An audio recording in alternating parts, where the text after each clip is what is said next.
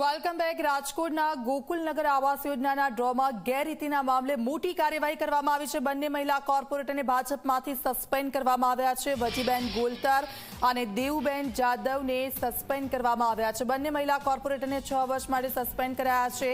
આ મામલે રાજકોટ શહેર ભાજપ પ્રમુખ મુકેશ દોશીએ કહ્યું કે તપાસ રિપોર્ટમાં બંને મહિલા કોર્પોરેટરના પતિની ગેરરીતિઓ સામે આવી હતી, જે બાદ પ્રદેશ કક્ષાએથી થયેલા નિર્ણય પ્રમાણે તેમને સસ્પેન્ડ કરવામાં આવ્યા છે। મહત્વનું છે કે બંને મહિલા કોર્પોરેટરના પતિએ આવાસ યોજનાના ડ્રોમાં ગેરરીતિ કરી હોવાનો ખુલાસો થયો હતો, જેની ફરિયાદ છેક પ્રદેશ ભાજપ સુધી કરવામાં આવી હતી। પ્રદેશ ભાજપમાંથી કડક કાર્યવાહી કરવાનો આદેશ આવ્યો હતો, જે બાદ આ પગલાં લેવામાં આવ્યા છે।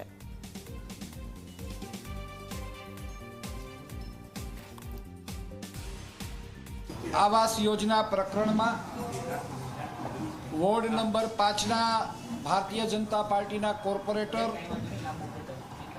वजीबेन कवाभाई गोलतर और वोर्ड नंबर 6 अमरा कॉर्पोरेटर देवुबेन मनसुखभाई जादव आ बन्ने सामे आवास योजना में गैररीति थई छे एवो आक्षेप थयो तो, जेना परिणामे एमनी सामे एक तपास कमिटीनी रचना करवामां आवी हती।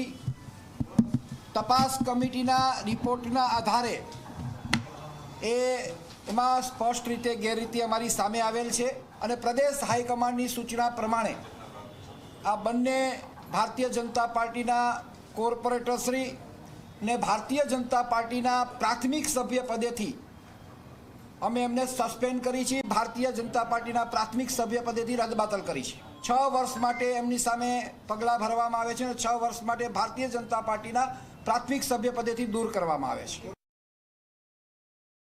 भारतीय जनता पार्टी ई माणसों अने जरूर स्वजनोथी चालती पार्टी छे, लोकोथी चालती पार्टी छे। अहींया पार्टीनी अंदर अमे क्यारे एवुं नथी विचारता के नाना माणसोने न्याय न मळे। नाना माणसोने अने दरेक जन लोकोने न्याय मळे एनी पार्टी छे अमारी।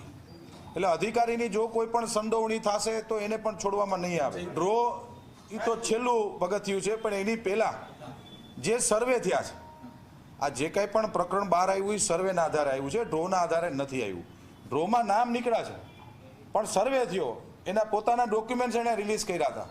રિલીઝ કરતી વખતે એણે જે તે વ્યક્તિ જે લાભાર્થી છે એને અધિકારીને જ આપ્યા છે। ત્યાં કોઈ પદાધિકારી નહોતા। અધિકારી જે આવાસના હતા એની સંડોવણી જો ખુલશે તો એની ઉપર પણ અમે શિક્ષાત્મક પગલાં લેશું। માનનીય નરેન્દ્રભાઈ મોદી સાહેબની જે કલ્પના છે ઝીરો સ્લમ, કોઈપણ આવાસ યોજનાના દરેક આવાસ યોજનાના અલગ અલગ પ્રકારો હોય છે। ગોકુલનગર આવાસ યોજનાના 2 પ્રકારો હતા। એમાં એક ઝીરો સ્લમની જે યોજના છે કે ભાઈ સરકારી ખરાબાની અંદર કે એન્ક્રોચમેન્ટ કરેલા ગરીબ લોકો જે રહેતા હોય કે જેની પાસે એક રહેવા માટે